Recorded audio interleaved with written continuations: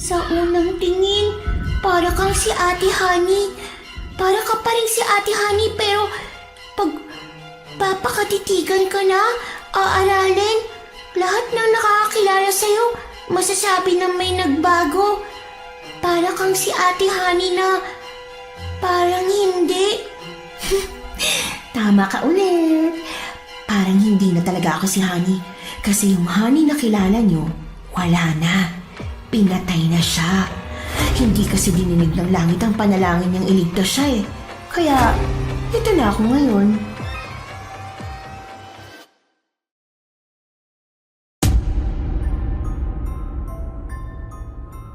Sa buhay natin, hindi naiiwasan ang pagkakaroon ng mga pagsisisi, mga panghihinayang sa mga bagay na dapat ginawa o hindi dapat ginawa. Pero ano ang nakahanda mong ibigay bilang kapalit o kabayaran? Kaya mo bang isuko ang kaluluwa mo para sa isa pang pagkakataon para mabuhay? Ganyan po ang tema ng ating kwento ngayon. Pero bago ang lahat, kung bago ka pa lang dito sa channel, please like, subscribe, and hit the notification bell para updated kayo sa bawat kwentong ilalabas. May bago tayong storya 3 hanggang 4 na beses sa isang linggo. At ngayon, para sa tampok nating kwento.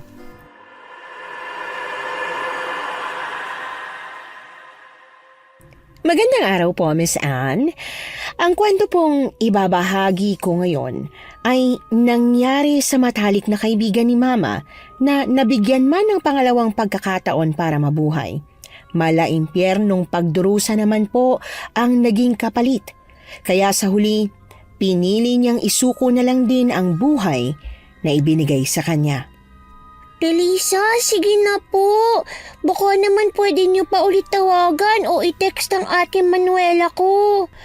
Diyos ko naman, Neng. Kulit-kulit mo naman eh. Pangilang balik mo na ba yan ngayong araw? Hindi ka ba nananawa? Hindi ka ba napapagod maglakad? Ang layo-layo ng inyo, hindi ba?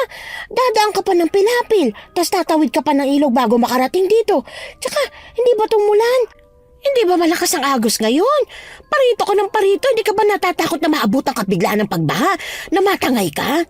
Natatakot po siyempre. Kaso, kailangan kong malaman kung sumagot na ba si ate sa pinatitext ko eh. Malala na po kasi si mama namin. Kailangan niya nang madala sa ospital. Pag di pa namin inasikaso si mama, baka mapano na si mama, Ate Lisa. Oh, ano? Ano pang gusto mo talaga sa akin, ha? Sure po ba wala kayong tawag na hindi nasagot? Baka mamaya tumawag ng ate ko tapos hindi nyo nasagot kasi busy kayo sa tindahan. Ay, ang kulit! Ayaw mo talaga maniwala sa akin, ha? Bit-bit ang dekipad niyang cellphone. Lumabas si Ate Lisa ng tindahan. Pinakita niya sa akin ang call logs. Wala nga siyang na-miss na tawag. Yung message na pinasend ko sa number ni Ate Manuela na alam ko, na iniwan niya sa amin nung huli siyang umuwi magdadalawang taon na ang nakalipas, ay wala pa ring reply. Ano? Opo nga, naniniwala na po ako. Isa na lang, isang-isa na lang. Baka pwede niyo po siyang subukan na tawagan ulit, tas text na rin po. Ay, aba naman, Ineng. Pinagbigyan na kita kahapon, nung nakaraang araw at nung isa pang araw. Kasi alam ko kalagayan yung mag-ina sa kubo pero hindi pwede yung libre. Mamimihasa ka na pag pinagbigyan kita. Buti sana kung libre yung load na ginagamit ko pa kontak sa ate mo, hindi naman. Globe pa naman siya tapos ako smart. Mas mahal po ba pag ganun? Aba oo, mas mahal. Sobrang mahal. Magkano po kaya? 10 piso para sa 2 minutong tawag tapos sa text. O sige, piso isang text na lang. Isa-isa kong nilabas ang barya sa bulsa ng shorts na suot ko. 10 piso yon, sakto. Maski sobrang piso wala. Kung meron lang kaming pwedeng kainin ni Mama, baka sinugal ko na yung 10 para muling matawagan si Ate Manuela. Pero dahil hindi ko yun pwedeng gawin, ay napabuntong hininga na lamang ako. Kung ako sa'yo ha, kesa namumuti ang mata ng nanay mo sa kahihintay sa ate mong hindi mo nga alam kung may plano pa magpakita pumunta ka na lang sa barangay. Doon ka magpatulong. Baka may mapala ka pa doon pag doon ka dumiretso kaysa naghihintay ka ng himala sa tindahan ko. Po? Ano pong ibig niyong sabihin? Huwag ka nang umasa, Riri. Wala na yatang paki ang Ate Manuela niyo sa inyo Po? Ate Lisa naman Yung pagiging chismosa niyo po, wala rin talagang pinipiling araw, oras at sitwasyon, no? Busy lang po ang ate. Busy siya sa trabaho niya sa Maynila. Baka nahihirapan pa siyang magpaalam para makauwi dito. Pero uuwi yun. Uuwian niya kami. Mahal kami nun Lalo na ako. Mahal ako ni ate. Siya nagsabi, mahal na mahal niya raw ako. Mahal ka? Mahal ang pamilya niyo? Kung mahal kayo, ba't hindi kayo inuuwian? Ba't hindi kayo binibisita? Kailan ba huling bumisita ang Ate Manuela mo? 2 taon na ba? Hindi lang 2 taon, kundi magtatatlo na. Hindi ko na sinabi kay Ate Lisa ang impormasyong yon. Ayoko kasing gamitin niya yon sa akin para mapaniwala niya ako sa sinasabi niya. Mahal kami ni ate. Kahit na anong mangyari, ayokong questionin ang pagmamahal niya sa akin, sa amin. Pag-angat ko ng tingin kay Ate Lisa, nakipagngitian na lang ako sa kanya imbis na makipagdiskusyon. Ma, hindi ko na po pala patatawagan si ate. Hindi ko na rin po sa papatext. Pero babalik pa rin po ako nang babalik dito ha. Baka kasi mag-reply si ate mamaya o di kaya sa mga susunod na oras Bahala ka. Ikaw naman ang magpapagod hindi naman ako. Ano, yun lang ba pinunta mo rito? Ha, Riri? Kung may plano kang magpalistahin ako pasensya na ha. Hindi kita mapagbibigyan. Malulugi na ako pag nilista ko na naman ang gusto mong kunin Opo, alam ko po. Hindi naman po ako magpapalista talaga Bibili po ako. Nang ano? Yung Lucky Me po. Yung itnok na flavor po. Bago yan, di ba?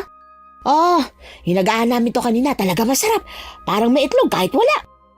May bigat at kurot sa dibdib kong pinakawalan yung huling 10 piso namin ni Mama.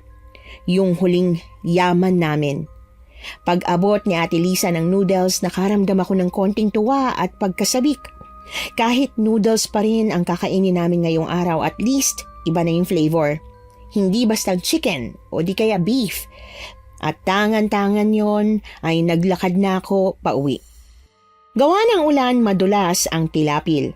Pakiramdam ko'y nasayang ang pag-iingat kong tumawid sa ilog nang bigla akong sumalampak sa pilapil pagkatapos kong madulas. Nang makumpirma kong walang masakit sa katawan ko, naalala kong noodles kong binili. Naupuan ko yon. Bukod sa nadurog yon ng bigat ko, nabutas din ang packaging nito, dahilan para tumapon at maputika ng pagkaing dapat ay hapunan na namin ni Mama. Ate Lisa? Ori! Ba't nandito ka na naman? Huwag mong sabihin na i-check mo ulit kung nag-reply na bang Ate Manuela mo. Hindi pa. Wala pa. Teka nga. Bakit kanya na itsura mo? Ano ba nangyari sa'yo, bata ka? Puro ka putik. Ate, nadulas po ako. Natapon yung pagkain. Wala na po kaming kakainin ni Mama. Baka po pwedeng bigyan niyo po ako ng kahit ano. Pagtatrabaho na lang po ipapalit ko. Paglilinis ko po kayo ng bahay o kaya ipaglalaba. Ay, Diyos ko talaga. Diyos ko, ba't mo ba ako ginawang mabagin? Paano ko hindi ngayon sa kaawa-awang batang ito? Hindi bali na. Oo na, halika na rito. Pumasok at bibigyan kita. Pagkakita ko sa bayong na dala ni Ate Lisa, agad nagsalubong sa pagtataka ang kilay ko. Ate, ano po yan? Ano ba sa tingin mo? Di bigas. Ilang gulayin, delata, itlog, noodles. Po, ang dami naman. Ang dami-dami po nito. Magkano po to?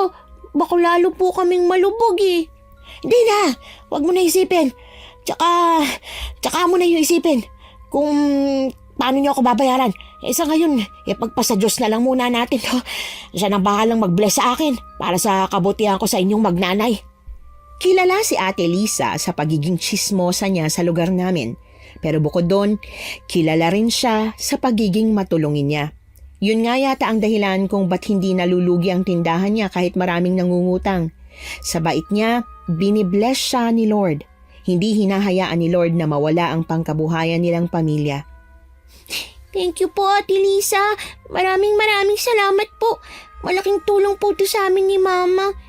Tatandaan ko po tong kabutihan yung to. Tapos pag malaki na po ako, parang si Ate Manuela na may trabaho sa Manila, ibabalik ko po lahat ng natulong niyo sa amin. Babayaran ko pong utang na loob namin. Naku, napakabibot, ang dami-dami mo alam. Manang-mana ka sa Ate Manuela mo, alam mo ba yon? Bukod sa sobrang kamukha mo siya, parang siyang siya ka kung magsalita at kumilos. Kung hindi nga lang alam ng mga taga rito na si Ate V ang mama mo, iisipin namin lahat na si Manuela talaga ang mama mo. Alam niyo po, lagi ko po yung naririnig kay Mama ko. Sabi niya, manang-mana ako kay ate ko. Pati nga daw po kadaldalan, tsaka kapilyahan, nakuha ko rin po eh. Oh, pero tama na muna to. Sige na, umuwi ka na muna sa inyo. Ingatan mo yung bayong tapos ibalik mo sa akin. Mas mag-ingat ka na rin sa paglalakad ang hindi ka na sumemplang. Opo. Paglabas ko ng tindahan ni Ate Lisa, sumalubong sa akin ang pamilyar na babae. 7 na ang gupit niya at ang mukha'y punong-puno ng iba't ibang kolorete. Kahit na ang kapal-kapal nun, nakilala ko pa rin si Ate Manuela. Akala ko namamalikmata lang ako kaya kinusot-kusot ko pa ang mga mata ko. Pagmulat, nandun pa rin siya. Nakatingin pa rin siya sa akin. Sa isang kamay niya ay may eco bag at sa kabila naman, lata ng iba't ibang biskwit. Riri? Manuela? Ikaw ba yan? Talaga bang ikaw yan Iha, hindi kita nakilala. Ang laki ng pinagbago mo. Yung buhok mo, yung pananamit mo, yung mukha mo. Ba't ganyan Iha? Ba't para ka namang nangud-ngud sa makeup Ate Lisa talaga wala ka pa rin palang pinagbago po. Hilig mo pa rin magbigay ng opinion nyo kahit na hindi naman hinihingi. Ate Manuela! Ate ko! Ate, ikaw nga! Nandito ka! Umuwi ka na! Nabasa mo ba yung pinadala kong text? Alam mo kung anong lagay ni Mama? Hindi sumagot si ate. Binitiwan niya lahat ng dala niya at dahan-dahan siyang lumapit sa akin. Parang hindi siya makapaniwala na ang laki-laki ko na. Niyakap niya ako ng mahigpit. May pumatak sa balikat ko. Akala ko luha yon. Akala ko umiiyak si ate pero pagtingin ko sa kanya, wala namang luha sa mata niya. Hindi ko alam kung gawa-gawa lang ba ng utak ko yung naramdaman kong yon o mabilis lang na naitago sa akin ni ate ang pag-iyak niya. Ang laki-laki mo na. Halos hindi kita nakilala. Hindi ko inasahan na ganito ka nakalaki Akala ko, ang nasa utak ko, para ka pa rin yung bulilit na iniwan ko nun. Ate, si Mama. Ate? Opo, ate. Teka, ba't parang gulat na gulat kang tinawag kitang ate Ate naman talaga kita. Hindi ako nagulat. Sa sobrang tagal natin di nagkita, hindi ako sanay na may tumatawag sa aking ate. Si Mama, ano problema ni Mama? Ano nangyari sa kanya? Hindi na nakakatayo si Mama, ate. Hindi niya na kaya. Tapos parang nahihirapan na rin siyang huminga. Dati, kaya pa nung paper bag Yung doon siya hihinga pag nahihirapan siya. Pero ngayon hindi na talaga. Ate, may pera ka ba? O di kaya may alam ka bang paraan para madala natin si Mama sa ospital? Ate! Hello, ate! Ate, naririnig mo ba ako? Wala po. Wala kang pera para kay Mama? Meron.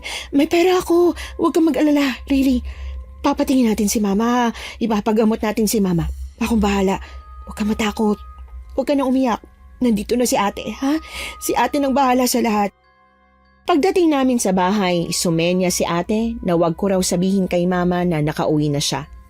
Pinauna niya ako ng pasok sa bahay. Naabutan ko si Mama na pilit na bumabangon kaya nataranta akong tumakbo papunta sa kanya para umalalay. Ma, sigurado ka bang kaya mo? Kasi kung hindi, huwag niyo na pong ipilit na umupo. Baka mamaya mapano ka na naman Nandyan na siya, di ba? Tama ako o mali? Ang mama mo, nandyan na siya. Nasa labas ba siya? Nagtatago ba siya sa labas? Tinataguan niya ako. Hindi ako pwede magkamali. Si Manuela yon. Naaamoy ko siya. Mula nang sumemplang si Mama sa may CR, magdadalawang linggo na ang nakalilipas kung ano-ano na ang sinasabi niya. Hindi na ako nabahala nung tinawag niya si Ate Manuela na mama ko kasi alam ko naman na hindi. Alam ko naman na kapatid ko lang si Ate Manuela at siya ang mama ko. Pero kahit na alam ko yon, may kakaiba kong naramdaman. Pakiramdam ko may kung anong pinto ng katotohanan sa buhay ko ang nagkaroon ng siwang. Ri, nasa na siya? Nasa na si Manuela? Gusto ko siyang makita. Kailangan ko siyang makita. Marami kaming kailangan pag-usapan eh. Ma, nandito na ako. Ma, nakauwi na po ako. Pasensya na kung natagalan po Pasensya na ako ngayon lang. Ngayon ko lang kasi talaga kinayang umuwi eh. Nung wala na yung lalaking yun. Hindi mo pa rin ba napapatawad ang Tito Bobet mo? Kahit ang tagal-tagal na nung nangyari. Sinabi ko na sa'yo, di ba? Walang kapatawaran ang ginawa niya sa akin. Ikaw ang huling buka ng bibig niya, Manuela. Hinahanap ka niya. Gusto niyang hingin ng kapatawaran mo. Kung pwede nga lang, kung kaya lang namin at alam namin kung saan ka namin hahanapin ka namin. Mabuti na lang at hindi na po kayo nag-aksaya ng oras. Kahit naman mahanap niyo ko, hindi ko pa rin siya mapapatawad eh. Hindi ko mabibigay sa kanya yung kapatawarang gusto niya. Manuela naman, anak naman. Hindi po ang bagay na tong inuwi ko rito. Ayoko po na pag-usapan natin ang bagay na yun o ang demonyong yun. Demonyong yun? Ate, sino pong tinutukoy mo? Wala. Ay, Riri. Po? Sa bag ko. Marami akong pasalubong sa'yo. May mga damit at kung ano-ano pa. Tingnan mo, isukat mo, tas pakita mo sa akin ha. Sige na, dali, kunin mo na para makapag-usap din kami ni Mama ng kami lang. Pagtango ko kay ate, tinakbo ko na yung bag niyang iniwan niya sa may pinto. Kunot noong napatingin ako sa sarado ng pinto ng kwarto, pagkakita ko sa laman nun. Akala ko may dala siyang damit o gamit. Kaya ang laki-laki at ang bigat-bigat ng bag niya. Pero pagbukas noon, puro pang-akin lang ang nandoon. Lahat akin. Damit, mga ipit, laruan, sapatos, pati yung relong may Barbie na iniinggit sa akin ng kaklase ko na sinumbong ko kay Ate Manuela. Sa pamamagitan ng pagpapatext kay Ate Lisa, meron din. Dala ng labis na tuwa kasi talo pa ni ate yung balikbayan ay nakalimutan kong nag-uusap nga pala sila ng masinsinan. Malalaking hakbang kong tinungo ang pabalik sa kwarto. Nung kakatok na ako'y bigla kong narinig ang seryosong boses ng ate ko at ni Mama. Hindi pwede, Ma, hindi. Hindi ko kaya. Pag nalaman ni Riri ang totoo, magagalit siya sa akin. Hindi na ako matatanggap, Ma. Pero Manuela, hindi na ako magtatagal. Huwag ka kasing ganyan magsalita, Ma. Gagaling ka pa. Ipapagamot pa kita. Hindi na. Huwag na. Yung perang magagastos mo sa akin, itabi mo na lang. Hayaan mo na ako. Nahihirapan na rin naman talaga ako eh. Gusto ko na magpahinga. Manuela, gusto ko na magpahinga. At magagawa ko lang yun kung alam kong may makakasama na yung bata. Ma, anak ko si Riri. Mukha bang pababayaan ko siya? Siyempre hindi. Sakaling mangyari nga yung sinasabi niyong mangyayari. Hindi ko naman siya iiwan dito eh. Isasama ko na siya sa akin sa Guimaras. Pero gusto ko na manatiling sikreto yung tungkol sa pagkatao niya. Manuela. Mangako ka sa akin, Ma. Ma, mangako ka. Mangako ka please. Sabihin mo kahit ano mangyari, hindi malalaman ni Riri na ako talagang mama niya. Na hindi kanya totoong mama, kundi lola. At hindi niya ako kapatid, kundi mama. Mangako kang dadali mo sa hukay ang sikretong to, Ma. Hindi ako makapaniwala sa narinig ko. Hindi ko rin kayang magpanggap na hindi ko yun narinig. Kaya nagpakita na ako sa kanila. Lumuwa sa gulat ang mga mata ni Ate Manuela. Nakabuka ang labing tumayo siya at lalapit na sana sa akin. Pero hindi na tumuloy pagkatapos kong humakbang patras. Kanina ka pa ba dyan? Nag-uusap kami ni Mama, di ba? Di ba sabi ko sa'yo doon ka muna? Nakikinig ka ba sa pinag-uusapan namin? Hindi ba naturo sa'yo ni Mama na masama at hindi maganda yung nakikinig ka sa usapan ng may usapan? Kahit tungkol po sa akin yung usapan, bawal pa rin po ako makinig. Totoo po ba? Hindi tayo magkapatid? Na mag-ina po tayo? Totoo bang hindi si Mama ang mama ko kundi ikaw? Kung ikaw ang mama ko, sino pong papa ko? Bakit tinago niyo po to? Bakit niyo po ako niloko? Bakit po kayo nagsinungaling, ate? Ba't niyo po ako pinamigay sa mama niyo? Hindi niyo po ba ako mahal? Hindi niyo po ba ako tanggap? O kinakaya niyo po ba ako? Kasi bata lang din po kayo nung pinanganak niyo ako. Hindi, Ri. Maniwala ka, hindi sa ganun. Hindi dahil bata pa ako. Pinaako lang kita kina mama kasi hindi ko kaya eh. Kasi masakit para sa akin tuwing nakikita kita. Kasi naalala kong ginawa sa akin ni Oscar. Oscar? Si Papa? Bakit po? Ano pong ginawa sa inyo ni Papa, ate? Mariing pumikit si Ate Manuela. Sunod-sunod na pumatak ang luha niya at parang may kung anong nakabara sa lalamunan niya ang pumipigil sa kanyang magsalita ng maayos. Matyaga kong hinintay na maayos niya ang sarili. Na maging handa siya sa sasabihin niya. Pero ako pala yung hindi pa handa sa maririnig ko. Totoong papa ko raw si Papa na stepfather niya lang. Ibig sabihin, sinalbahe ni Papa Oscar si Ate Manuela at yon ang dahilan kung bakit halos isang araw lang ang tinatagal sa amin ni ate tuwing bumibisita siya minsan sa isang taon. Sa kalagitnaan ng paghingi sa akin ni Ate Manuela ng tawad at pagpapaliwanag, narinig namin ang pagsinghap ni Mama. Hawak niya ang dibdib niya at mukhang hindi siya makahinga. Sa layo ng ospital sa lugar kung saan kami nakatira ay natagalan ang pagdala roon kay Mama. Umabot siya at naagapan naman pero sumuko na rin ang katawan niya sa pakikipaglaban sa dami niyang komplikasyon. 2 araw lang na binurol si Mama Vilma. Pagkatapos noon, nilibing na siya sa lote kung saan din nailibing si Papa Oscar. Hindi ka pa rin ba tapos kumain, Ri? Ano, busog ka pa ba? Ayaw mo ba nito? Hindi mo ba nagustuhan ng luto ko? Matyagang naghintay si Ate Manuela ng sagot ko. Wala akong binigay maski isang salita. Dinampot ko lang yung tinidor at tinusok-tusok yung fried chicken na niluto niya. Ayaw mo ba ng ganyang luto? Mas gusto mo ba yung style ni Mama, yung walang breading mix, yung asin lang tapos pipirituhin hanggang lumutong yung manok? Hindi po asin yun. Kalamansi, patis at paminta yun tapos pipirito niya. Okay, sige. Tatandaan ko yung recipe ni Mama para pag pinagluto ulit kita ng fried chicken, ganun ang gagawin ko. Sige na, kumain ka na. Hindi mo kailangang ubusin, kahit ilang subo lang. Basta malalamanan lang yung tiyan mo, okay na. Ano na pong mangyayari sa akin? Hindi ka naman po mananatili dito, di ba? Kailangan mo ring bumalik sa kung saan ka nagtatrabaho. May iwan ba ako dito na mag-isa? Ako na bang bahala sa sarili ko? Tapos papadalan mo na lang ako ng pera, ate? Hindi kita iiwan dito. Hindi ko gagawin yun. Isasama kita. Tsaka rin, kung gusto mo, pwede mo na akong tawaging Mama. Pahig na akong ipaalam sa ibang tao na ako talaga ang mama mo. Si Mama lang ang mama ko. Ayaw po kitang tawaging Mama. Ate lang kita. Yun lang ang gusto ko. Yung ate lang kita. Kahit hindi ka magsabi, alam kong mahirap to sa'yo kaya hindi kita pipilitin, okay? Kung anong gusto mo, yun ang masusunod. Rerespetuhin ko ang desisyon mo. Pero sige na, kumain ka na dyan. Aayusin ko na rin ang mga gamit mo. Po? Bakit mo po aayusin ang mga gamit ko?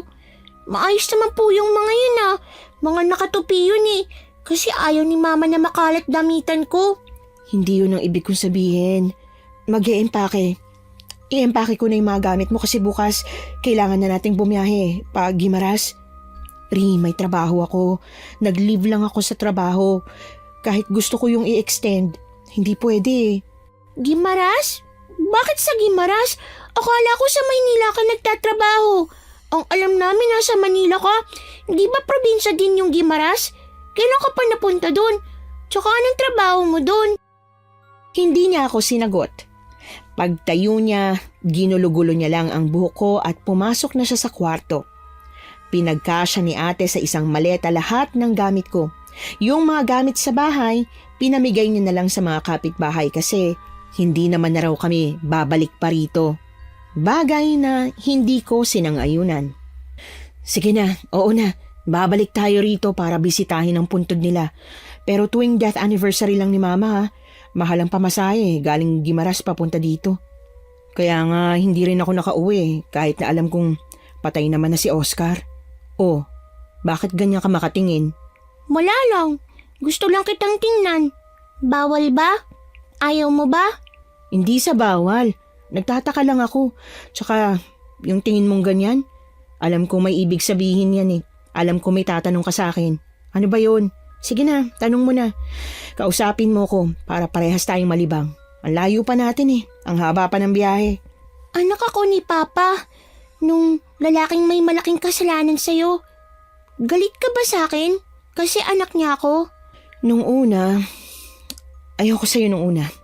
Hindi kita kayang makita. Ri, wag na.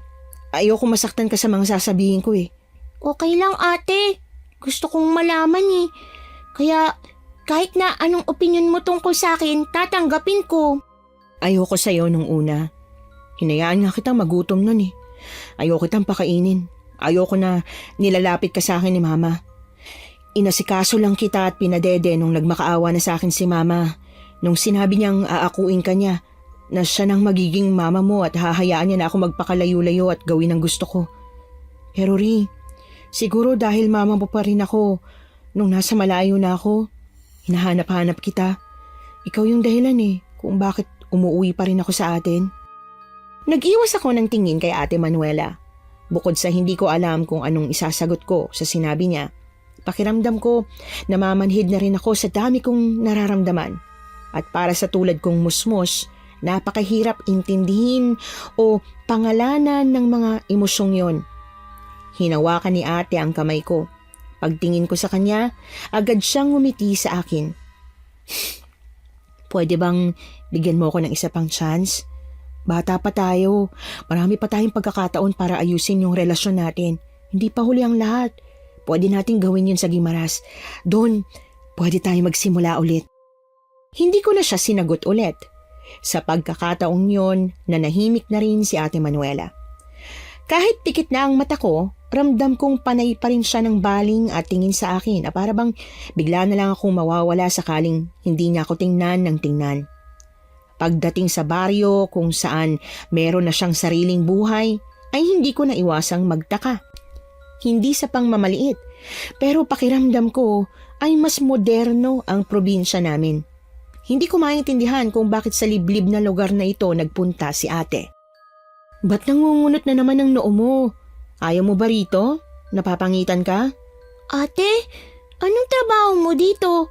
Ano bang meron sa lugar na to? Resort. Magagandang resort na dinadayo ng mga kano. Kano? Di ba yun yung mga maliliit na tao? Unano naman yung sinasabi mo eh. Yung kano, mga ano yun, mga dayo, mga puti, Amerikano. Basta taga ibang bansa na pumupunta dito para sa magagandang beach natin. Wala kasing ganito sa kanila eh. Ate, sigurado ka ba talagang mga beach ang dinadayo nila? Hindi mga babae? Pinasadahan ni ate ang paligid. Nang makita niya na halos lahat ng kanong nakakasalubong namin sa kalsada, naglalakad, nakamotor o may sasakyan man, ay may kasamang mga babaeng lokal na gets na niya ang pinupunto ko. Yung beach talagang pinupunta ng mga karamihan dito. Pero yung iba, pinapalad na dito nakakahanap ng para sa kanila.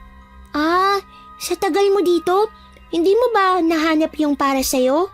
Hindi ko nahanap. Kasi hindi ko naman hinahanap eh. Parang mas gusto ko pala yung tahimik ka lang. Kakaibang daldal mo eh. Nahahatsit ako. Ate, ano naman yun? Ha? Alin?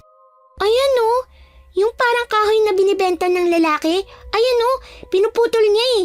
Tapos dinidisplay sa maliit niyang mesa.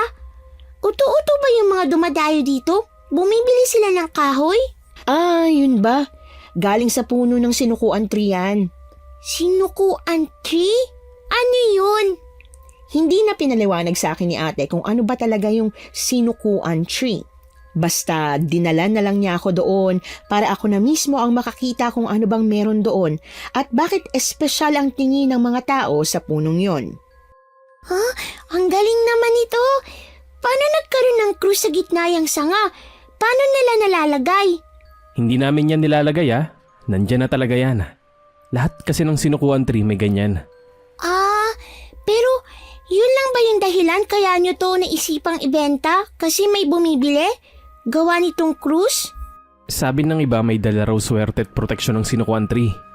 Ang paniniwala naman ng iba, pwede rin daw itong pampatay sa mga kampon ng kadiliman.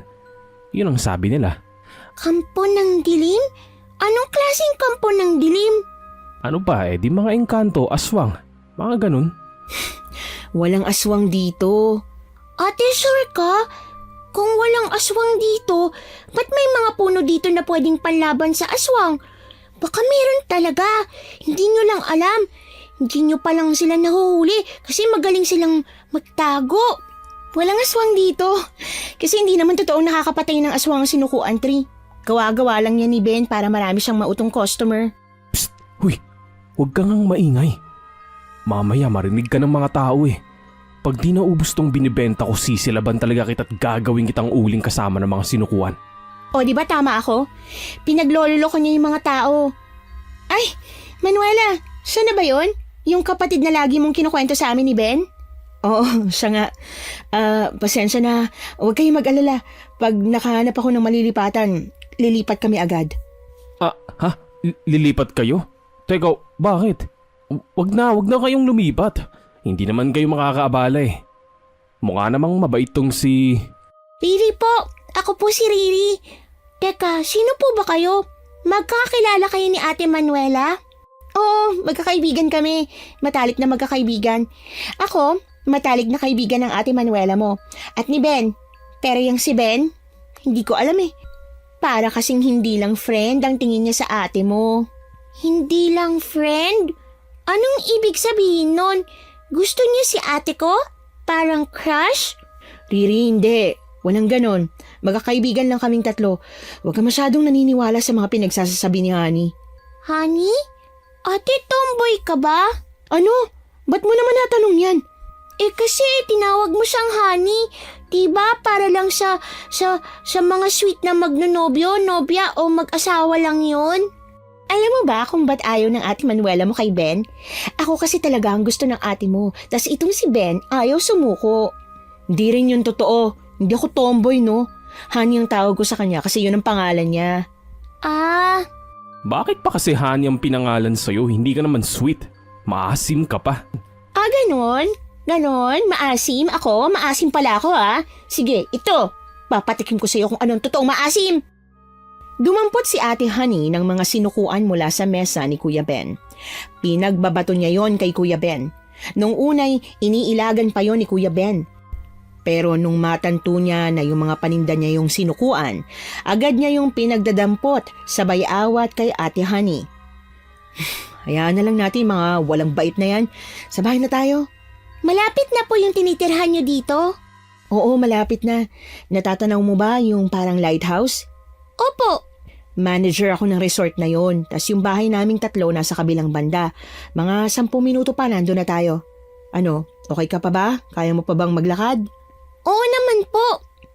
Pagdating namin sa bahay ni na Ate Manuela ay tinur niya ako agad. Tinuro niya kung nasaan ang CR, labahan, kwarto namin at kung anong mga gamit yung kanya na pwede kong galawin. At kung ano naman yung mga kina Ate Honey at Kuya Ben na hindi ko pwedeng pakialaman. Riri, anak. Ate, baka marinig ka ni Ate Honey. Mamaya kasunod lang pala natin siyang umuwi. Ha? Ang sabi ko po, baka marinig ka niyang tinawag mo akong anak. Pag narinig ka niya, edi malalaman niyang may anak ka na. Di malaman niya. Ano naman? Saka wala naman akong plano na itago sa kanila forever na anak talaga kita at hindi kapatid. Pag gusto mo nang malaman ng mga tao na ako talaga ang mama mo, pagtatapat ko yun sa kanila. Ako pong magdedesisyon? Oo, ikaw. Ikaw ang masusunod. Sabay kaming napalingon sa labas matapos naming marinig ang wang-wang galing sa patrol car ng ambulansya. May importanteng anunsyo raw ang mga tiga-barangay kaya halos lahat ng tao ay napalabas ng bahay nang wala sa oras. Ha? Ano yun? Ano sinasabi nila? Bakit daw? Di ko nga rin maintindihan eh. Nagbibilin sila na siguraduhin daw mag-lock ng pinto at mga bintana bago matulog. Huwag na rin daw lalabas kung wala naman daw gagawin sa labas. May nabiktima na naman daw kasi. Ah, yun ba? Ano yung may nabiktima na naman? Ano, may nanakawan?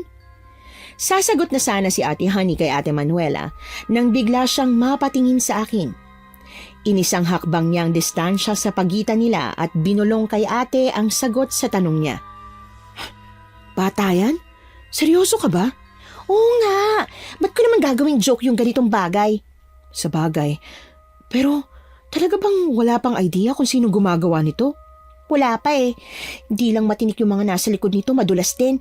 Tapos may haka-haka na rin. Kung sino yung pumatay sa unang biktima sa may aplaya, baka yun din daw yung pumatay sa pangalawang biktima. Hindi to magkahiwalay na murder case? Teka, ba't niyo muna naisip na iisa lang yung pumapatay? Tong alam ko pero hindi ko sure kung tama ba't na-chismis lang to sa akin ng mga kumakain sa parisan eh. Ano po yung na-chismis sa inyo ng mga customer mo sa parisan? Ano daw eh? Teka, nakikinig pala sa atin tong kapatid mo. Hindi lang basta nakikinig, sumasabat pa. Ay, sorry po. Pero, pwede nyo na po ba akong isali sa pinag-uusapan nyo? Mahilig po kasi ako sa katatakutan eh. Ha? Sure ka ba? Kaya mo makinig? Hindi ka matatakot mamaya pag natutulog na? Kasi hindi naman to simpleng kwentong katatakutan na parang nababasa o kinukwento sa'yo ng mga kalaro mo eh. Kaya ko po. Naglalakad nga ako sa may pilapil at tumatawid sa may ilog kahit gabi na eh. Matapang po kaya ako na bata. Oh, matapang naman daw pala siya na bata. Sali na natin. Ano kasi? Ano nga? Ano ka ng ano eh? Yung unang biktima ng killer sa aplaya. Teka, killer? As in, parang serial killer? Yun na yung tawag sa suspect? Kung nakakadalawang biktima na siya, tas wala naman siyang dahilan para patayin yung mga yon, di serial killer na talaga yun, di ba? Nagkibit balikat na si Ate Manuela. Ayon kay Ate Honey, naisip daw ng mga tao na iisa lang ang pumatay sa naunang biktima at doon sa bago na kakadiskubre lang na bangkay kaninang umaga, gawa ng pareho raw ang estado ng dalawang katawan nung matagpuan. Namumutla na raw yon at nanunuyo na para daw sinipsip yung dugo at nung wala nang makuha ay yung puso naman ang sinunod. Riri, Ate naman, ginulat mo ko. ano ba kasing tinitingnan mo ng tinitingnan dyan sa may bintana, ha? Sinisigurado ko lang po na nakalak na. Nakalak yan. May grills din naman lahat ng bintana rito. Kahit na hindi natin malak ng maayos, hindi tayo mapapasok. Ate, gabi na. Oo nga. Ano, nagugutom ka na ba? Tapos na ako magluto. Maghahain na ako kung gutom ka na. Medyo gutom na. Sabay-sabay ba tayong kakain na lahat? Pag day off, nagsasabay kaming tatlo ng kain. Pero madalas, may kanya-kanya kaming racket at trabaho eh. Pagtitinda lang po ba ng sinukuan tree ang trabaho ni Kuya Ben? Sideline niya lang yun. Bartender talaga yun sa nag-iisang bar dito sa Guimaras. Yung Ate Honey mo naman, waitress doon sa resort. Tas sa gabi, nagtitinda siya ng pares. Nataranta rin ako nang biglang manlaki ang mata ni Ate Manuela. Tumakbo siya papunta sa kwarto ni Ate Honey. Kahit hindi ko alam ang nangyayari, sumunod na rin ako at naabutan ko siyang nakikiusap dito. Anong wag na? Wag na akong umano? Para talagang wala kang ideya at hindi mo alam ang ibig ko sabihin ano. Magtinda! Huwag ka nang magtinda ng pares. Uy, buang ka ba? Hindi pwede. Oo nga't parang racket ko lang to. Pero alam mo naman na mas malaki ang kita ko sa pagpapares kaysa sa pag-waitress sa resort, diba? Ito kaya yung bumubuhay sa pamilya ko sa Davao. Dito ko kinukuha yung perang pinapadala ko sa kanila. Pero kasi, paano yung killer? Hindi ba pwedeng pag nahuli na yun, saka ka na lang ulit magtinda ng pares? At kung hindi mahuli yon, aber, hindi na ako magtitinda ng pares, ever? Di pamilya ko naman na mamamatay sa gutom pag nangyari yun. Isa pa, sa may plaza lang naman ako, sa may gym. Parang 2 o 3 oras lang naman, ubus na tong mga pares ko eh. Kaya wag ka na mag-alala sa akin ha, kaya kong sarili ko. Anong oras ka nga ulit natatapos magpares? Bago maghating gabi, parating ubus ng paninda ko. Mga 3 o 4 na oras. Sasama ako. Sasamahan na lang kita magtinda. Ate, paano ko? Kung sasama ka kay Ate Honey, Baka pwedeng isama mo na lang din ako. Ayoko maiwang mag-isa dito eh. Eh di sasama ka na rin. Sino ba nagsabing maiiwan ka rito? Ano ka mo, sasama si Riri? Isasama saan? Saan ba kayo pupunta ha? Baka naman pwedeng isama niyo na rin ako. Sa may plaza, sasamahan si Honey na magtinda ng pares. Buang ba kayo? Sa kayo nakakita na magbebenta lang ng pares eh, kasama pang isang batalyon. Hindi, ako lang, walang sasama. Yang si Ben, iinisin lang ako niyan. Mamay umasin pampaninda ko eh. Habang paulit-ulit na umiiling si Ate Honey kay Ate Manuela ay pumupwesto na si ate sa pinto. Humarang siya doon para hindi makalabas si Ate Honey. Pagkaraan ng ilang minutong sapilitang pagpapaalis kay Ate Manuela sa pinto, sumuko na rin si Ate Honey at pumayag na sumama na kami sa kanya. May hinahabol si Ate Honey na oras. Kahit na may nakahanda ng panghapunan, hindi na kami kumain sa bahay. Napagkasunduan namin na pag-uwi na lang kami maghahapunan ng maayos at yung pares ni Ate Honey ang pantatawid namin sa gutom. Isa pa nga! Okay, akin na mangkok mo. Nung nire-refillan na ni Ate Honey ng pares ang mangkok na binigay ni Kuya Ben, ay hindi makapaniwala siyang bumaling sa amin. Tinuro-turo niya si Ate Honey na parabang kinukumpirma niya sa amin kung si Ate Honey ba talaga yon. Pag-abot sa kanya ni Ate Honey ng pares, sinalat niya ang noo nito. Ano ba? Baka may makakita, isipin nilang boyfriend kita. Pambihira, ano pa naman yung lumalabas sa bibig mo? Nakakadiri. Wag na nga. Pwede mo namang sabihin na ayaw mo na akong mag-isang mangko eh. Hindi yung inaalis mo pag-anak ko. Tsaka ano naman kung isipin ng mga tao sa paligid na boyfriend mo ko? Ikakalugi ba yun ang negosyo mo? Oo, talagang ikalulugi ko. Karamihan ng bumibili ng pares ko, bumibili lang para magpapansin sa akin, no? Hoy! Bakit? Totoo naman ah. Hindi ako pinanganak kahapon, Ben. Yung tingin yung mga lalaki, yung kislap ng mga mata nyo, alam na alam kong ibig sabihin yan. Kaya sa pinaglalawayan nila ako ng libre, mas okay na yung may napapala ako sa kanila, di ba? Yung bumibili sila ng pares ko habang nakatanaw sila sa akin. Ramdam nyo ba yun? Ha? Nararamdaman nyo ba yun? Umaalog eh. Para akong inaalog. Parang tatangayin ako ng hangin. Ri, kapit ka sa Ate Manuela mo ha. Tas ikaw Manuela, kapit ka sa akin. Kapitan nyo ako bago kayo liparin. Asus, mga style mo bulok. Ginamit-gamit mo pa akong dahilan. Eh ang totoo niyan, gusto mo lang naman talagang hawakan ka ni Manuela. Hoy, issue ko na naman ha. Diyan ka na nga muna. 100 yan ah.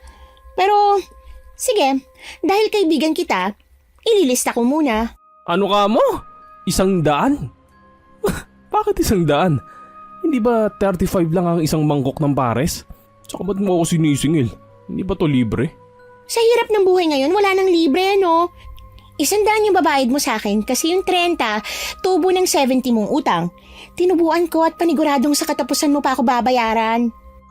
Napakagulang. Ang gulang-gulang mo. Ang ganda-ganda mong babae, parang Maria Clara, pero yung atake ng ugali mo pang sindikato eh. Talo mo pa loan shark. Bumunot si Kuya Ben ng 50 pesos sa bulsa niya. Nilapag niya yon sa harap ni Ate Honey sa kasinundan ng barya. Sabi niya, 70 pesos na raw yon. Sakto sa presyo ng kinain niya. Habang pinapanood ko silang magkulitan at mag-away na parang aso't pusa, biglang sumitsit si Ate Manuela. Psst! Tama nang kakaintindi mo sa kalokohan ng dalawang yon. Yung pagkain mo munang asikasuhin mo. Malamig na yan, oh.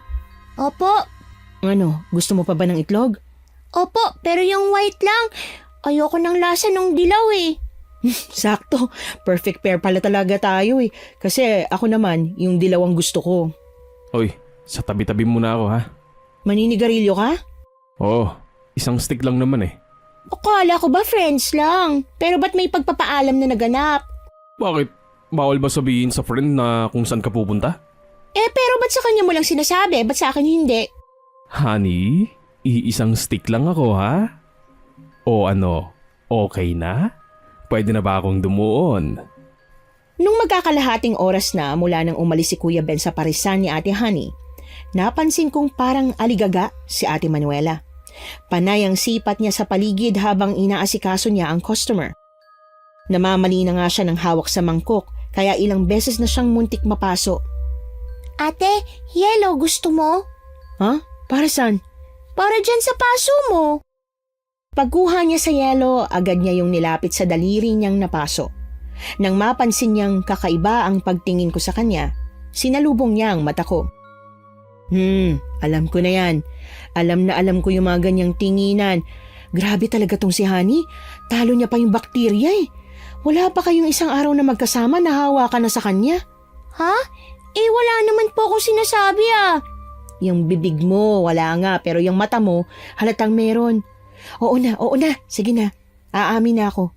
Kanina ko pa nga hinahanap si Ben, pero hinahanap ko siya kasi nag-aalala ako sa kanya. Delikado ngayon eh. Yun lang yun. Ate, pwede kang mag-boyfriend. Alam mo yun, di ba? Na hindi ka naman bawal ma-in love. Na pwede kang makipagmabutihan kay Kuya Ben. Halata naman na pareho kayong may gusto sa isa't isa eh. Ayaw mo? Bakit ayaw mo? Kasi ayaw mo masaktan? Natatakot ka? Narinig ko na yun dati sa mga dalaga dun sa atin. Ayaw daw nilang magmahal kasi mahirap mag-move on. Masakit daw. Ayaw daw nilang masaktan. Ganun ka rin ba? Parang ganun na nga. Ayoko masaktan at ayaw ko ring masaktan si Ben. Marami siyang di alam tungkol sa akin eh. Marami akong tinatago sa kanya. Ako? Tas yung nangyari sa'yo nun? Pero di ba ate, pag mahal mo daw yung isang tao, tanggap mo yung lahat-lahat sa kanya. Kaya kung talagang mahal ka ni Kuya Ben, tatanggapin ka rin niya. Kung hindi niya kaya, you deserve someone better.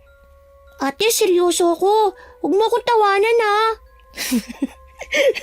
Tama na nga yung mga ganto-ganto natin. Balik na tayo sa pagtulong sa ate Honey mo. Dami niya ng customer eh. Tapos na yata maglaro yung mga nagbabasketball sa gym. Sa dami ng customer ng Parisan, may mga customer ng hindi nakakaupo. Yung ibang kayang hawakan yung mangkok nila, kumain ng nakatayo. Yung iba naman sumalampak na sa damuhan. Gawa ng kailangan ng mauupuan ng iba, panay ang pagpasada ko sa paligid para pakiusapan yung iba na kung tapos na silang kumain, baka pwede na silang umalis. Wala pa naman akong kinailangang lapitan at kusa rin kasi yung ibang tumatayo kapag tapos na sila. Maliban sa isang grupo ng mga lalaki sa pinakadulong lamesa. Tigi isang mangkok ng pares lang naman yung in-order nila. At nung nandito pa si Kuya Ben sila customer. Pero hanggang ngayon ay parang wala pa rin silang planong umalis. Ate, kilala niyo ba yung mga lalaking yan? Kaibigan niyo rin ba? Pero di ganun kasing close na kaibigan? Hindi eh. Parang ngayon ko nga lang nakita ang mga yan. Parang dayo yata. Bakit? Napansin mo rin ba na parang kakaiba silang makatingin sa ate Honey mo? Sinong pinagbubulungan yung dalawa dyan, ha? Sali niyo naman ako. Honey, kilala mo ba yung mga lalaking yan? Hindi yan taga rito, di ba? Oo, hindi. Dayo yung mga yan. Hindi ko alam kung taga saan. Naging customer ko na yan eh nung umuwi ka sa inyo. Simula nun, gabi-gabi na silang nagpupunta dito para kumain. Bakit? Ang lagkit kasi kung tumingin eh. Nasaan na ba kasi si Ben? Hoy, wag! Huwag mong paalisin. Malagkit lang yung tingin ng grupong yan sa akin pero okay naman yung mga yan. Generous yan. Nagtitip ng libuhin. Hayaan mo na. Isa pa, tingin lang naman eh. Hanggat wala silang ginagawang masama, pagtsatsagaan ko na yung mga yan.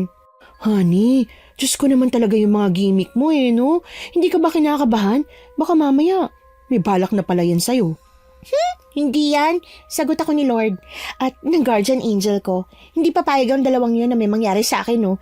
Kaya huwag ka na masyadong mapraning. Pabirong hinalika ni Ate Honey si Ate Manuela sa pisngi. Nang mapansin ng grupo ng mga lalaki na silang pinag-uusapan namin, bigla silang tumayo sa kinauupuan nila at sumakay agad sa motor. Mabilis na tumakbo naman si Ate Honey sa table nila. At gaya nga ng sabi niya, talagang may iniwang 1,000 yung mga lalaki para sa kanya. Di ba? Tip pa lang nila, pang ingredients ko na sa pares bukas. Bawing-bawi na ako, no? Kaya kahit hindi ko na maubos to, pwede na tayong umuwi. Pero wag muna, konti na lang to eh. Kaya pa tong pataubin ng mga damuho. Ayo, yung kanina mo pang hinahanap nandyan na. Pero anong nangyari dyan? Ba't parang iika-ika yun? Oh, Labanong kulokoy na yun. Paaway ba? Tulungan niyo ako! Inaatake ako ng baboy na itim! Yon ang huling sinabi ni Kuya Ben bago siya tumumba at nawalan ng malay. Nagtulong-tulong ang mga tao para dalhin siya sa ospital. Gawa ng hindi raw ako pwede ron, napilitan si Ate Manuela na iwan ako kay Ate Honey, lalo na't kailangan pa ni Ate Honey na magligpit. Pinatulong na ako ni ate para daw mas mapabilis si Ate Honey. Ri, okay ka pa ba dyan? Kaya mo pa? Kung ngawit ka na ha, iwan mo na lang yan dyan. Ako nang bahala. Kayang-kaya pa ate. Nag-aalis lang naman ako ng mga gamit na plastic sa mangkok na ginamit ng mga customer eh. Wala namang nakakapagod dito. Sige ha. Doon na muna ako sa mga lamesa. Lilinisin ko na yon, tas sasalansan ko na lang yan sa loob. Pagkatapos, pwede na tayo umuwi pagtapos mo dyan. Nang nasalansan ko na yung mga mangkok sa timba na iuuwi namin kasi walang tubig ang pwesto ni Ate Honey at sa bahay pa pwedeng maghugas, ay lumabas na ako para hanapin yung pusang naririnig ko. Base sa ingay nun, siguradong kuting pa yon. Nakakailang hakbang pa lang ako palayo sa pwesto, narinig ko na ang nag-uusisang boses ni Ate Honey. Ri, saan ka pupunta? Ate, dito lang. May titingnan lang ako sa paligid.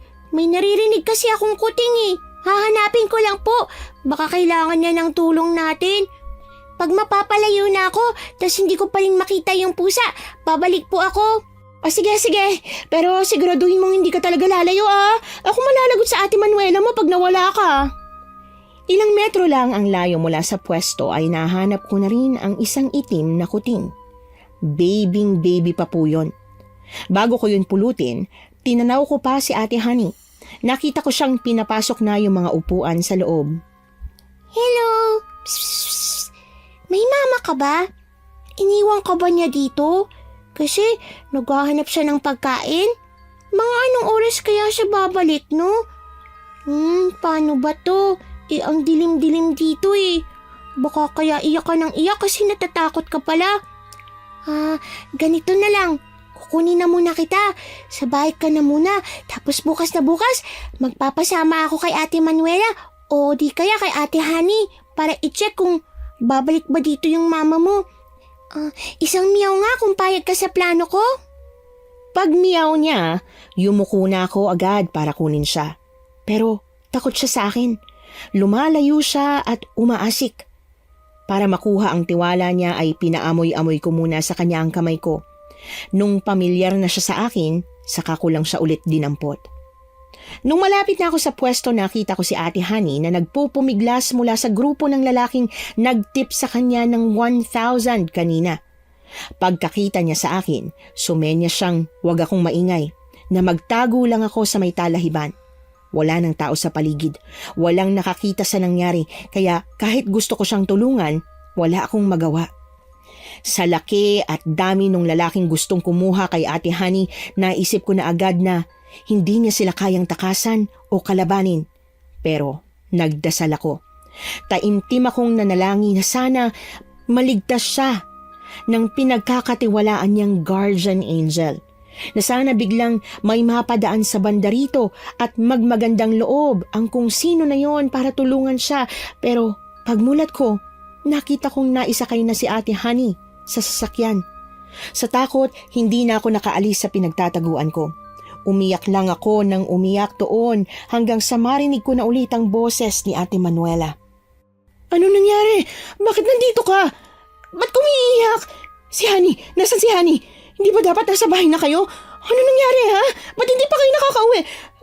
Ba't ganito pa to? Ba't ganito pa rito? Ate, kinuha siya. Yung mga lalaking pinag-uusapan natin kanina, kinuha nila si Ate Honey. Ate, hanapin natin si Ate Honey. Sigurado akong takot na takot siya ngayon. Sigurado akong kailangan niya ng tulong natin, ate. Inalalayan ako ni ate na tumayo. Pagkakita niya sa kuting na yakap-yakap ko, ay sunod-sunod siyang tumango bilang pagpayag na isama ko yon sa kung saan man kami pupunta. Sa estasyon kami ng pulis dumiretso. Nireport ni Ate Manuela ang nangyari kay Ate Honey, pero ang sabi ng mga pulis, wala pa raw silang magagawa. Kailangan daw kasi na 24 oras nang nawawala para makonsider na totoong nawawala ang isang tao. Ba't ba ayaw nilang maniwala sa akin? Ba't ayaw nilang maniwala na nasa panganib si Ate Honey? Dahil po ba sa edad ko? Kasi bata lang ako. Kaya ayaw nilang maniwala sa sinasabi ko. Hindi sa ganun. Ano kasi, Ano po? kita mo naman ang Ate Honey mo, di ba? Naririnig mo yung mga sinasabi niya tungkol dun sa mga lalaki na basta bibigyan siya ng pera, okay lang sa kanya na Na ano po? Ate, nating nagbebenta ng aliw ang Ate Honey mo. nagbebenta ng aliw? Ano po yun? Basta alam kasi ng mga tao rito na ganun dati ang Ate Honey mo eh. Akala nila, iniisip nila na hindi naman talaga nawawala ang Ate Honey mo. Nakusa siyang sumama sa mga lalaking yun para sa pera. Ate, hindi! Hindi siya kusang sumama sa mga lalaking yun para sa pera! Maniwala ka sa akin, ate! Pinilit po nila si Ate Honey! Nakita ko! Kinaladkad tapos binuhat nila si Ate Honey, ate! Niyakap ako ni Ate Manuela. Paulit-ulit niyang sinabi na hindi raw kami titigil hanggat hindi namin nahahanap si Ate Honey. Pero sa ngayon, kailangan na muna naming umuwi. Bukod sa kailangan ko raw magpahinga, kailangan din daw ni Kuya Ben ang tulong namin gawa ng hindi ito makakilos pagkatapos siyang suwagi ng baboy ramo na buti na lang ay natakasan niya. Nasa gate pa lang kami, naamoy na namin ang pinipritong tuyo. Nagkatinginan kami ni Ate Manuela. Gawa ng lagay ni Kuya Ben, alam namin na imposibleng si Kuya Ben ang nagpiprito. At tama kami ng hinala. Si Ate Honey nga yung nasa kusina. May hawak siyang sanse nung naabutan namin siya. Bukod sa nakapambahay siya at humuhuni-huni ng parang ibon, ay napansin kong walang galos ang mukha niya. Hindi ko alam kung paano nangyari na maski isang kalmot ay wala siya. Lalo pat nakita ko kung paano siyang sinampal at sinikmuraan ng mga mama para lang siya madala sa loob ng sasakyan. Oh, ba't ganyan kayo makatingin para kayo nakakita ng multo? Salamat sa Diyos! Salamat sa Diyos! Ayos ka lang!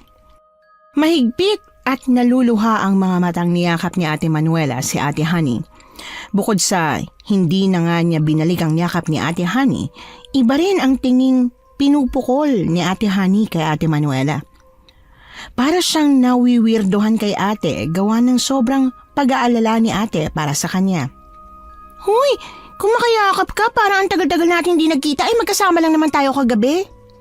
Hi Ray, good morning. Kumakain ka ba ng tuyo? Kung hindi, may prinito akong hotdog. Yun na lang yung para sa'yo, ha? Nung hindi ako sumagot kay Ate Honey ay nagtataka siyang tumingin kay Ate Manuela. Hindi ko pinansin ang pagpapalitan nila ng tingin. Dahan-dahan ko siyang nilapitan at tinusok-tusok sa kanyang braso. Hindi ko alam kung hindi lang ba napansin ng ate ko o sadyang tuwang-tuwa siya na okay lang si Ate Honey kaya wala na siyang binanggit tungkol sa kakaibang lamig ng katawan nito. Nung hinawakan ko siya para akong humawak ng bangkay. Ate, talaga bang ikaw yun? Oo naman, talagang ako to, no? Teka nga, ba't ba ganyan kayo magkapatid? Ang weird nyo. Alam nyo, gutom lang yan. Ay, nasunog yung tuyo. Kayo kasi. Teka nga. Paano ka nakatakas sa kanila, ate? Paano nakatakas kanino? Dun sa mga lalaki. Yung mga lalaking nangidnap sa'yo. Yung mga lalaking nagbibigay sa'yo ng malaking tip. Nakita kong kinuha ka nila eh. Nakita ko sinaktan ka nila. Ri, tingnan mo ko. Tingnan mo ko na mabuti. Ganito ba yung itsura ng mukhang sinaktan? Yung mukhang kinidnap? Hindi ka kinidnap? Oo? Oo? Hindi ka sigurado? Paano ko ba ito papaliwanag sa'yo?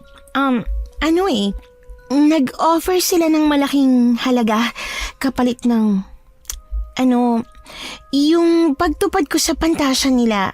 Alam mo na, Manuela, talaga bang gusto mo na sa harap ni Riri natin pag-usapan ng tungkol sa bagay na yon?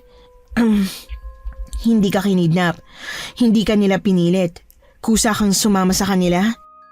Pag oo ni Ate Honey, bigla na lang dumapo ang kamay ni Ate Manuela sa pisngi niya. Nasisiraan ka na ba? Para saan yun? Para matauhan ka. Iniwan mo yung kapatid ko sa talahiban sa likod ng pwesto mo para sumama sa mga lalaki mo? Paano kung napahamak si Riri? Paano kung may nangyari sa kanya? Honey, napaka-selfish mo naman. Nag-promise ka sa akin, diba, na hindi mo siya pababayaan? Iyak nang iyak yung bata para siyang mamatay sa pag-aalala sa'yo kasi akala niya napasama ka. Yun pala ano? Yun pala bumalik lang ako sa dati kong gawain?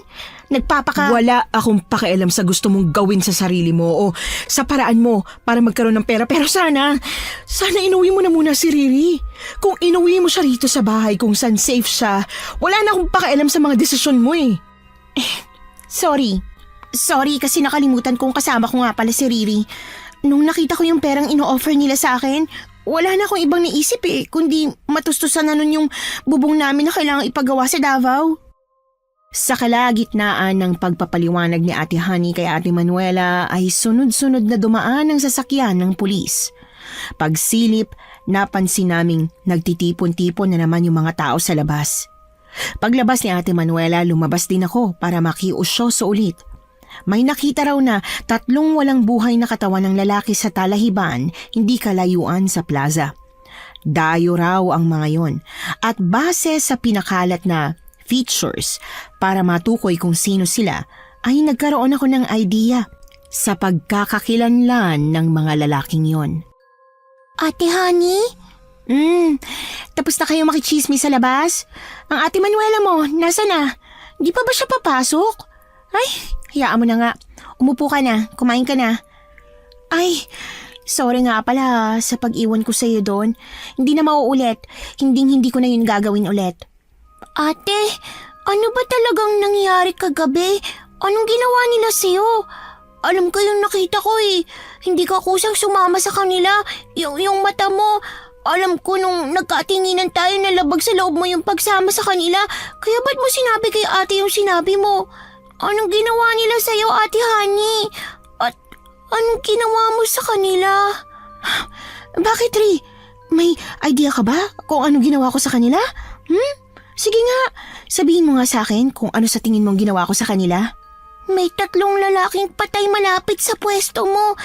3 din yung lalaking kumuha sa'yo. Yung sinasabing itsura nila, alam kong sila yun. Ate, pinatay mo ba sila? Napilitan ka bang gawin yun para makatakas ka? Pag sinabi kong oo, ano gagawin mo? Isusumbong mo ba ako sa Ate Manuela mo? Sasabihin mo ba sa mga pulis? O kaya mong dalhin ng sikretong to sa hukay natin? Kasi oo ang sagot ko, Ri. Ako nga ang may gawa nun. Pero hindi ko sila pinatay para makatakas. Pinatay ko sila para ipaghiganti ang sarili ko sa ginawa nila sa akin. Bukod doon, may iba pa bang nangyari? Gaya ng? Sige nga, Ri. Pahangain mo nga ako ulit.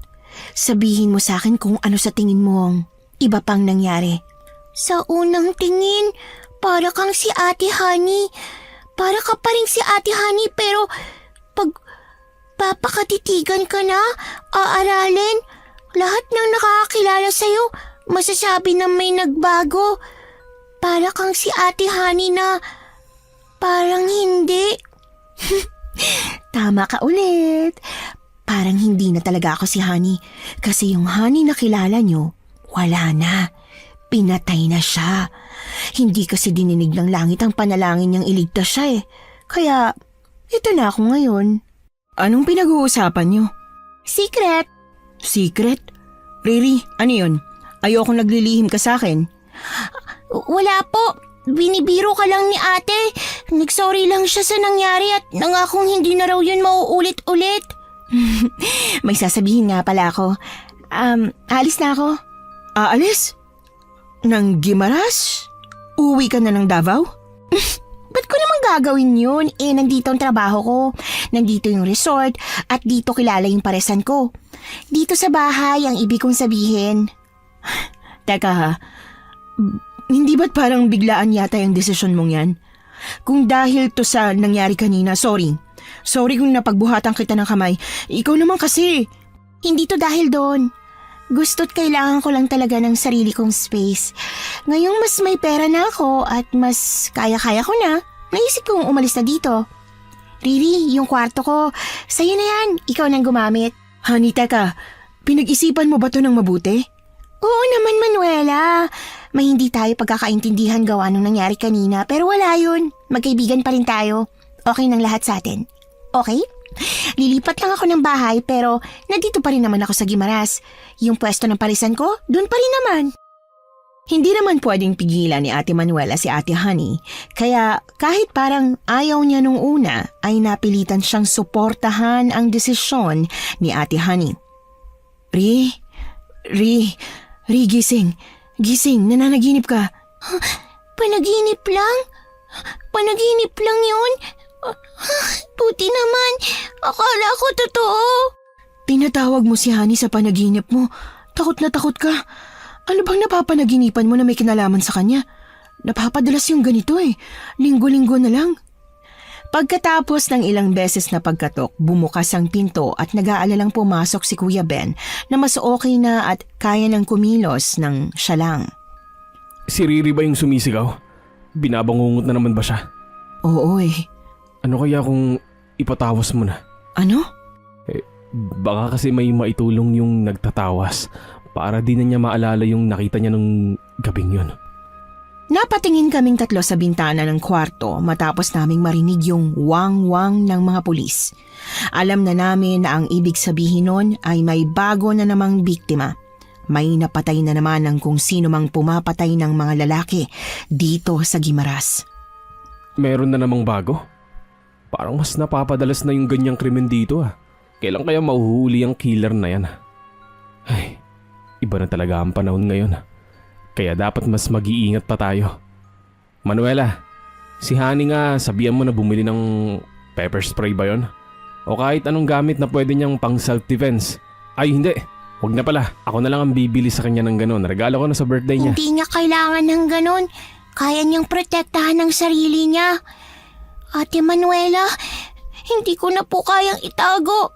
Akala ko kaya kong protektahan yung sikreto ni Ate Honey nung una kasi pinagtanggol niya lang naman yung sarili niya. Pero ngayon, hindi ko na kaya. Hindi ko na kaya kasi parang nagiging kasabwat niya na ako sa pagpatay niya. Pagpatay? Si Honey? Pumapatay? Riri, ano bang sinasabi mo? Nananaginip ka pa rin ba, ha? Yun ba yung panaginip mo? May pinapatay si Honey? Kaya takot na takot ka habang tinatawag mo pangalan niya? Riri, panaginip lang yon. Pangit na panaginip, bangungot. Hindi yun totoo. Si Ate Honey mo, may kapintasan siya. May mga bagay siyang ginagawa na hindi tama, pero hindi niya kayang gumawa ng ganito. Nabahala si Ate Manuela matapos niyang maramdaman ang panginginig ng katawan ko pagyakap niya sa akin. Nung mas kalmado na ako at alam kong kaya ko na siyang kausapin nang hindi nababasag ang boses ko, ay kumawala ako sa pagkakayakap niya sa akin. Ano yun?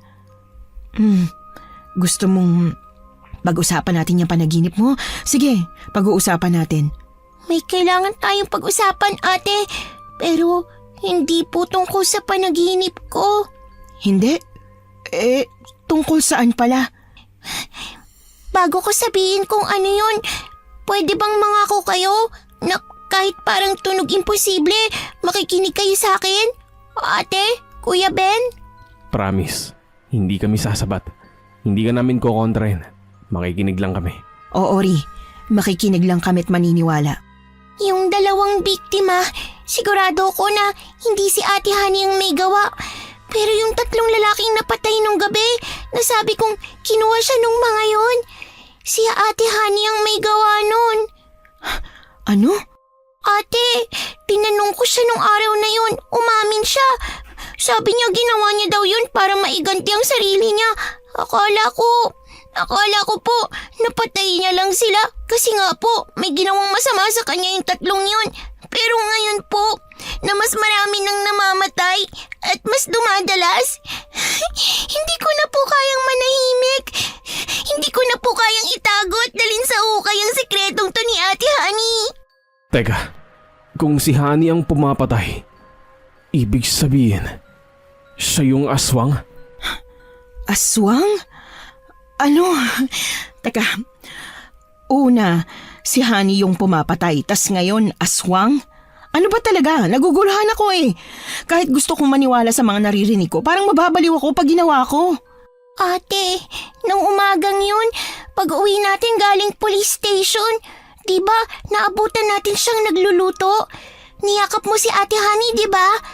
Wala ka bang napansin kakaiba sa kanya nun? Hindi mo ba napansin na yung balat niya? Yung katawan niya malamig? Para siyang patay. Parang bangkay. Natameme si Ate Manuela sa tanong ko. Napaupo siya sa kama na parang bigla niyang naalala ang detaling yon na aksidente niyang nakalimutan sa dami ng nangyari noong araw na yon. May naalala ko. Nung dumaan ako sa parisan ni Honey nung isang araw, napansin kong namumutla siya. Yung buhok niya, parang walang buhay. Irritable rin siya at yung sinasabi ni Riri na malamig ang katawan ni Honey. Nararamdaman ko rin yun. Akala ko malamig lang siya nun kasi malamig yung gabi. Pero ngayong napag-usapan natin siya, oo nga, hindi normal na ganun ang temperatura niya. Hindi sinabi ni Ate Honey kung ano ba talagang nangyari sa kanya nung gabing yun. Pero alam kong meron. Ano naman kaya? Yun po yung kailangan nating alamin. Sa ngayon kasi, ang sigurado ko lang, siya yung pumapatay. Pero hindi ako sigurado kung totoo na ano ba siya eh. Kung aswang ba siya o hindi. At pag nakumpirma natin na hindi nga natin siya katulad, na kung totoo na aswang yung gumagawa ng mga sunod-sunod na pagpatay at si Honey nga yung aswang na yon, ano lang gagawin natin, ha, Ben? Papatayin natin siya? Yung kaibigan natin? Kaya mo ba yung gawin? Pero ate, ikaw na rin ang may sabi na may kabaitan naman si Ate Honey. Alam kong meron kasi nung gabing yun, pinrotektahan niya ako para hindi ako madamay. Baka madaan sa pakiusapan. Baka kaya pa ni Ate Honey na itigil to. Pero kung hindi siya papatay, hindi siya makakakain. Kung hindi siya kakain, edi siya naman yung mamamatay, di ba? Kumpirmahin muna natin. At paano naman natin gagawin yun? Ano, pupuntahan natin siya ngayon? Sa bahay niya? Kakatokin natin siya tas tatanungin kung aswang ba siya? Kung paano siya naging aswang? Anong nangyari sa kanya nung gabing yun? At tingin mo, sa rami ng tanong na pwede nating itanong sa kanya ay aamin ba talaga siya? Siyempre hindi na aamin. Matatakot yung umamin. Kasi iisipin niya na sasabihin natin ang sikreto niya sa taong bayan. At itong galit na taong bayan na ilang linggo nang nabubuhay sa takot ay papatayin siya. Hindi naman ganun kahina ang tuktok ko. Alam kong hindi siya aamin sa atin, kaya ang plano, mamanmanan natin siya. Babantayan natin ang kilos ni Honey hanggang sa may makuha tayong ebidensya. Tapos? Hindi ko alam, Ri. Hindi ko na alam kung ano sunod na gagawin. Basta kailangan makasiguro muna tayo. 2 o 3 beses sa isang linggo ay dumadaan naman talaga kami sa parisan ni Ate Honey. Tinutulungan namin siyang magbenta gaya ng dati. Kaya hindi nakakapagtaka na hindi siya nagsususpetsa. Sa loob ng ilang araw na parang anino kaming nakasunod sa kanya, wala kaming napansin ni na Ate Manuelang kakaiba. Nung araw na nagdesisyon kaming titigilan na namin si Ate Honey, bigla niya kaming niyayang maghapunan sa bahay niya. Yon yung unang beses na pinapunta niya kami sa nilipatan niya. Naisip namin ni na Ate Manuela na kahit pwedeng totoong aswang nga si Ate Honey, ay imposibleng kaya niya kaming saktan. Kaya sumama kaming 3. Honey, the best talaga tong adobong bituka mo. Dati pa, ito na talaga ang pinaka-paborito ko sa lahat ng recipe mo eh. Bakit kaya hindi mo ibenta to sa parisan? Sigurado akong tatangkilikin at mas magugustuhan ito ng iba. Magiging blockbuster din. Ay, sige. Hahanap ako ng supplier ng bituka ng baboy. Tapos pagkaya, idadagdag ko yun sa menu ko.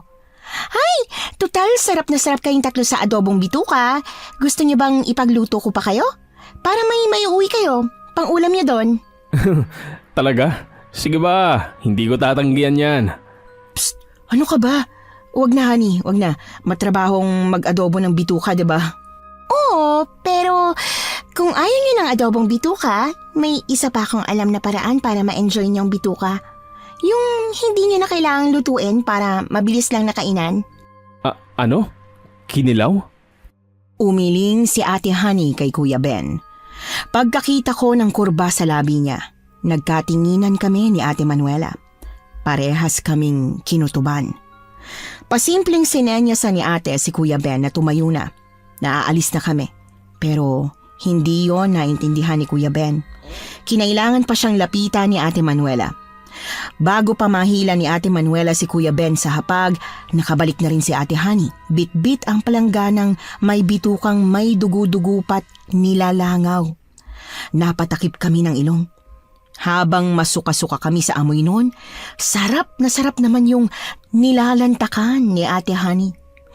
Pagkatapos niyang lunukin ang bituka na sigurado kaming tatlo na hindi sa tao, ay bigla na lang ngumisi ng nakakakilabot si Ate Honey. Ito yung dahilan kung ba't kulang na lang itahin niyo ako sa tadyang niyo, diba? Kasi gusto niyong makumpirma yung mga haka-haka niyo. Gusto niyong malaman kung talaga bang may aswang at kung ako ba yon.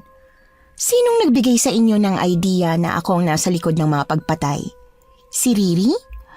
Ay, Manuela, nakinig ka na lang dapat sa kapatid mo at hindi na kayo nagpakapagod. Aswang ka nga. Tama si Riri. Pero paano? Bakit? Paano nangyari? Nung gabing yon, nangyari ang lahat nung gabing yon. Nagsinungaling ako sa inyo. Si Riri ang nagsasabi ng totoo. Inabuso ako ng 3 lalaki sa parisan. Nung tapos na sila sa akin, pinatay nila ako. Pero may nagligtas sa akin.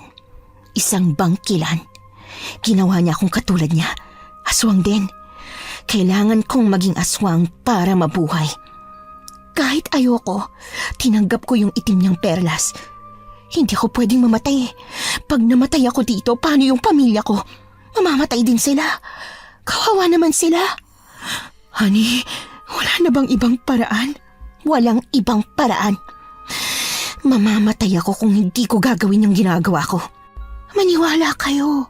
Sinubukan ko. Pero parang mababaliw ako pag hindi ako nagpaalipin sa gutom ko. Sinubukan ni Ate Manuela na magsalita. Pero hindi niya alam kung ano ang sasabihin kay Ate Honey. Sa huli, natameme na rin si ate at tuluyan na kaming nilamon ng katahimikan. Hindi ko naman ginusto to. Ang gusto ko lang naman, mabuhay pa para sa pamilya ko. Kung meron lang aalalay sa kanila, tutulong, mas gugustuhin ko mawala na lang eh. Maniwala kayo. Anong ibig mong sabihin? Magpapakalayo-layo ka? O papatayin ang sarili mo? Pumasok si Ate Honey sa kwarto niya. Paglabas, may dala na siyang matulis na bagay na gawa sa kahoy ng sinukuan tree. Paglapag niya noon sa mesa, naintindihan na namin ang pinararating niya. Yung bangkila na umatake sa akin, yung may gawa nung naunang 2 pagpatay, wala na siya rito. Hindi ko alam kung sanayin pumunta. Baka lumipat na sa ibang lugar para doon na maghanap ng taong gagawin niyang bagong aswang. Basta wala na. Ako na lang. Hindi ko to mapipigilan. Ang tanging paraan lang para matigil ang pagpatay, para matigil ang pagkain ko sa tao ay kung mamamatay ako. At handa akong magsakripisyo pero kailangan ko ng tulong niyo. Tulong? Anong klaseng tulong? Huwag mo sabihin gusto mo na kami ang pumatay sa'yo. Hindi ko kaya. Kung hindi ko kaya, mas lalong hindi kaya ni Manuela yan. Alam kong lagi tayong nagbabangayan. Pero hindi ba? Joke lang yun. Kasi ang totoo niyan, mahalaga sa atin ang isa't isa, di ba? Hindi yun. Kaya kong gawin yun. Akong bahala doon. Tulong kina mama ang kailangan ko. Baka pwede naman kayo na munang bahala sa kanila. Hanggang sa makagraduate lang yung mga kapatid ko. Pag kaya na ni na mama na mga kapatid ko, pwede nyo nang itigil ang pagsuporta sa kanila. Oo naman. Hindi namin pababayaan ang pamilya mo. Igagapang namin sila ni Ben. Di ba, Ben? Nakangiting tumango si Ate Honey sa amin. Pagkatapos naming magyakapan na 4, tumalikod na siya. Yon ang naging hudyat namin para umalis na ng bahay niya at umuwi na sa amin. Napuno kaming 3 ng hindi maipaliwanag na katahimikan. Ilang saglit pa ay narinig na namin ni Kuya Ben ang makabagbag damdaming pag-iyak ni Ate Manuela. Talaga bang hahayaan na lang natin si Honey sa gagawin niya? Ben, baka mali siya. Baka may malapitan pa tayo. Baka may iba pang paraan eh. Hindi ko pala kaya. Akala ko kaya ko na hayaan siyang gawin yun. Alam ko malaki yung kasalanan niya na mali yung pagpatay pero biktima lang din naman siya rito eh. Ate! Hindi ko kaya. Pipigilan ko siya. Pipigilan ko si Honey. Hindi dapat tayo pumayag eh. Pinilit dapat natin siya na lumaban, na humanap pa ng ibang paraan. Narinig niyo diba? Ang sabi niya gusto niya pa mabuhay. Tulungan natin siya please. Gawin natin ang paraan para makapamuhay pa siya. Baka may paraan pa para makabalik siya sa normal. Muli kaming natahimik na tatlo. Alam ni ate na wala ng iba pang paraan. Sadyang hindi niya lang kayang pakawalan ang isa sa pinakamatalik niyang kaibigan kaya nagmamatigas pa siya at nagpupumilit. Biglang tumayo si Ate Manuela. Dire-diretso siyang tumakbo sa bahay ni Ate Honey. Sa layo nun, maski isang beses ay hindi niya nagawang tumigil. Ganon niya kagustong maabutan si Ate Honey na buhay. Pagdating namin sa bahay ni Ate Honey, sinalubong kami ng kakaibang katahimikan. Natigilan kami. Parang binubulong sa amin na bagaman bumalik kami agad para pigilan si Ate Honey, ay huli pa rin kami. Nasa kwarto siya. Nasa kwarto lang siya. Pupuntahan ko siya. Manuela! Ben, bitiwan mo ko. Bitiwan mo nga ako. Gusto ko siyang makita eh. Gusto kong... Wala na siya. Alam mong nagawa niya na ang gusto niya. Napalayan na ni Honey ang sarili niya mula sa sumpa ng pagiging aswang.